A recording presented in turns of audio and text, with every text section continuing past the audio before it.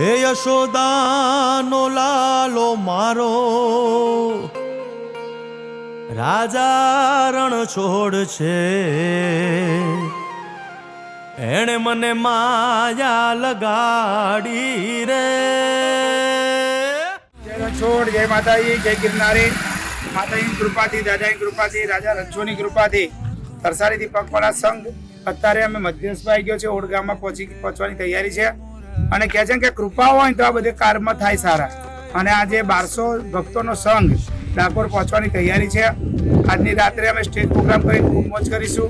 અને આવતીકાલે સવારે ભવ્યથી ભવ્ય અતિ ભવ્ય શોભાયાત્રા ડાકોર ગામની અંદર નીકળશે. અને રાજા રણછોડના ડેરા પર 52 ગજની ધજા ચડાવી અને ધન્યતા અનુભવીશું.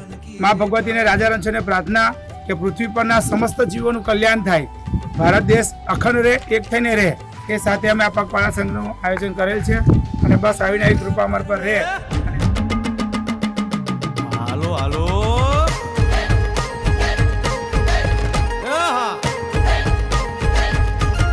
આવી જાઓ આવી જાઓ.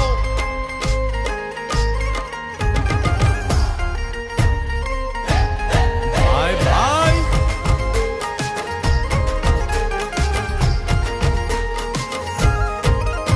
જય રણછોડ, જય માતાજી, જય દ્વારકાધીશ.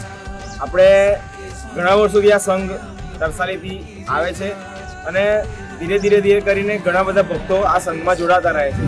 આજે આ સંઘની અંદર અંદાજિત 1200 ભક્તો જોડાયા છે. અને ખૂબ જ સરસ મજાની બધી જ વ્યવસ્થા અને એક સિસ્ટમ બધું ફોલો કરવામાં આવે છે અને સરસ રીતે આ સંઘ ઉપડે છે. શ્રી મારુતિ મંડળ દ્વારા આ સંઘનું આયોજન કરવામાં આવે છે. અને ઉત્તરોત્તર પ્રગતિ મારુતિ મંડળની પણ થાય છે, સંઘની પણ થાય છે. સંઘમાં જે ભક્તો જોડાય છે એનો જે રિવ્યુ લેવામાં આવે, બહુ સરસ રીતે સંઘની વ્યવસ્થા છે. અને ભોજનથી લઈને અને રહેવા જમવાથી માંડી બધી જ રીતે તો આ સંઘમાં જોડાવ અને ધન્યતા અનુભવો. દ્વારિકાનો નાથ મારો રાજા રણ છોડ છે, એણે મને માયા લગાડી રે.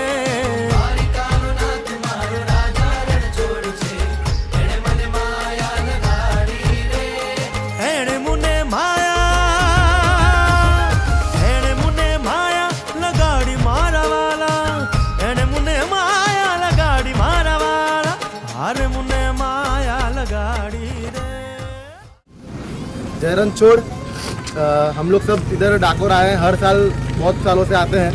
तो जैसे कीर्तन ने बोला कि मैनेजमेंट में इम्प्रूवमेंट की बात मैं बोलूँ ना, तो उसमें ऐसा है कि अभी है ना, पहले जब आते थे ना तो बहुत कुछ खुद भगत करना पड़ता था कि भाई इधर का खाने का तैयार हुआ कि नहीं, मैनेजमेंट हुआ कि नहीं, आगे का जब गोदड़े होते हैं उनका तैयारी हुआ कि नहीं. तो वो टाइम पे थोड़ा बहुत डिफ़िकल्ट था. बट नाउ डेज क्या है कि सब लोग को जो लोग पहले से करते आते हैं ना, उनको सबको पता ही है कि हमको क्या करना है. इसलिए वो लोग उनके हिसाब से सब कुछ एडवांस में कर देते हैं. इनको खाली बस क्रॉस चेक करना है कि भाई एवरीथिंग इज़ इन लाइन और नॉट.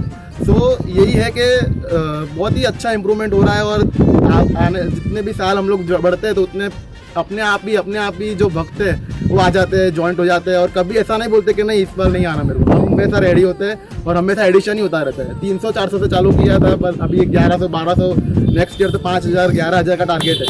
तो भगवान से वो प्रार्थना करूँगा कि बस ऐसे के ऐसे ही ये संघ बढ़ता रहे. और जितना भी लोगों का मैनेजमेंट जो सीख रहे हैं लोग, वही अपने भी पर्सनल लाइफ में भी यूज़ करें और सबके लिए, सबकी हेल्प के लिए हमें तो आगे रहे.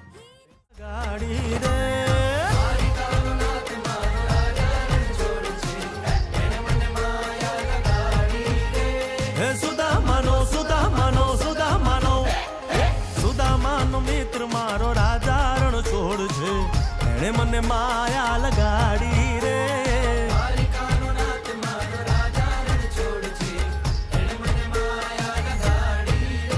રણછોડ,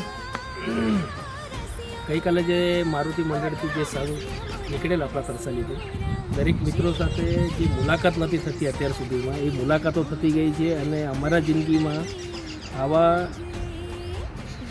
મોકો આજ દિન સુધી કોઈને નથી મળ્યો અમારા ગ્રુપમાંથી, કે આજ દિન સુધી મળ્યા નથી. એવા મોજથી ભગતે અમને એવી રીતે મોજથી લઈ જઈએ છીએ, એવી રીતે લઈ જાય છે કે અમારા જિંદગીમાં ભૂલાય ને એવું છે. એટલે દરેકને મિત્રોને એ જ કહું છું કે ભાઈ આવા મંડળમાં જોડાતા રહેજો. જોડાવો છો તો પછી આ વિશ્વાસથી રહેજો. અને આવું મિત્ર મંડળ ને આવું ગ્રુપ હું તો કહું છું ને નસીબદારને જ મળતું હોય છે. એટલે દરેકને વિનંતી છે કે આવા મોજ ને આવા સંઘમાં જોડાઈને આવો લાવો રહેતા રહેજો. જય રચો. એ રમો રમો આ મોરલી વાળા શ્રી રાધે.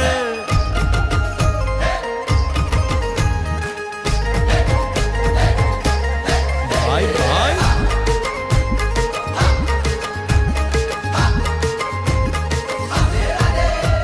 અંદર આ સેવકો ખૂબ સારી સેવા કરે છે. દવાથી લઈ અને બધી સુવિધા માટે પોતાના નોકરી ધંધા સાઈડ પર મૂકી અને આપણામાં સમય આપે છે. મા ભગવતીને પ્રાર્થના કે જે કુંવારા એને સરસ વહુ મળે અને જેને વહુ મળી જાય છે એની સાથે બહુ સારી રીતે પ્રેમથી રહે અને નન્ના મુન્ના રહી અને કૃષ્ણ કનૈયા જેવો બાળ ગોપાલનો જન્મ થાય એવી આશીર્વાદ. ભાઈ તમારું હવે શું કહેવું છે આગળ આ સુવિધાની અંદર કોઈ મજા છે કે આગળ કંઈ કરવો છે કોઈ ઇમ્પ્રુવમેન્ટ લાવવા જેવું હોય તો કહો, કારણ કે આવતી સાલ તો આપણે 7,000ની ઉપર જ હશે. આવતા વર્ષે તો અમારા ગુરુએ કીધું છે 11,000 આવવાના છે. 5,000નું 21,000 તો અમારો વાંધો નથી, કારણ કે તૈયારી કરનારા અમારા ભગતરાજ બેઠા છે. અમારે કોઈ તકલીફ પડતી નથી. બધી તૈયારી 3 મહિના પહેલાં બધા કરી ચૂક્યા હોય છે અને બીજા કોઈને કંઈ લાગતું હોય તો કોઈ અમને તો કોઈ તકલીફ છે નહીં. જય માતાજી. આજે અમે 2 દિવસથી ચાલીએ છીએ. આજ બીજો દિવસ છે અને પહેલી વાર અમે ડાકોર ચાલતા આવ્યા છે. ચાલવાનું થોડું અઘરું લાગે છે કેમ કે પહેલી વાર આવ્યા છે, પણ જે સેવાઓ મળી છે એમના તરફથી કે બેગ નહીં પકડવાની, પાણી નહીં પકડવાનું, થોડા અંતરે પાણી આપે, જ્યુસ આપે, પછી કુલ્ફી આપે, સેવાઓ બહુ સરસ છે. ભલે આપણે તકલીફમાં છે પગમાંથી, પણ અંદરથી આમ ખુશી થાય છે કે આવી રીતે અમે યાત્રા કરી છે. આવી સેવા પોતે જાતે બી આવીએ ને તો બી ના મળે એવી સેવાઓ મળી છે, બહુ સરસ. આજે અમે ખરેખર એવું લાગે છે ને કે બધા એવું કહે છે કે ડાકોરમાં રણછોડજી સાક્ષાત બેઠા છે, પણ અમને તો એવું છે કે ભગત જ છે અમારા રણછોડજી. અને ભગત છે ને તો નામુમકિન વસ્તુ પણ મુમકિન થઈ જાય છે. આજે તમે માનો નહીં કે 1200 થી 1300 માણસો ચાલતા આવ્યા છે અને કોઈને કોઈ તકલીફ નથી. એ બધી કોની મહેરબાની? રાજા રણછોડજી નહીં પણ ભગતની છે. ભગત આટલું બધું આ કરે છે એ જ અમારા માટે તો બહુ ધન્ય છે. અને ભગતને અમે ખાલી એક શબ્દ મેં કહેવા માંગુ છું, ભગત લવ યુ, જય રણછોડ. ભગતરાજ અને રણછોડ ભગવાનની કૃપાથી ખૂબ જ પ્રેરણા મળી છે.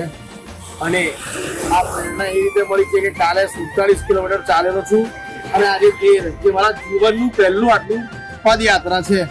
ઘેરથી એવું નક્કી કરી આવ્યો કે નહીં ચલાય, પણ ભગવાનની કૃપા અને આ ભાઈબંધોના સહારાથી ચાલી ગયો છું. જય રણછોડ, જય માતા. જય માતાજી. ગઈકાલ સવારથી જે સરકારી વડોદરાથી મારુતિ મંડળનો જે પદયાત્રા સંઘ નીકળ્યો હતો અત્યારે પરિપૂર્ણ થાય છે. આપ જોઈ રહ્યા છો બધા ભક્તો આવી રહ્યા છે. રાજા રણછોડના દરબારમાં હવે જઈ રહ્યા છે.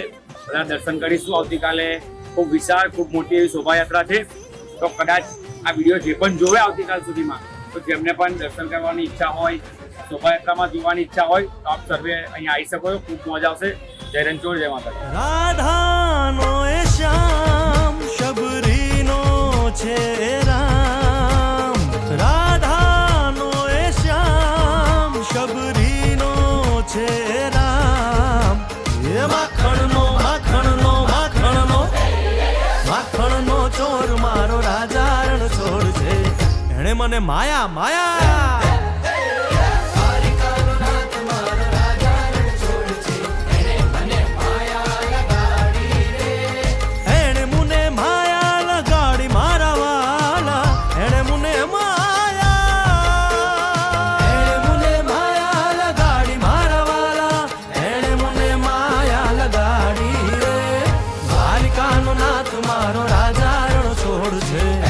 મને માયા લગાડી.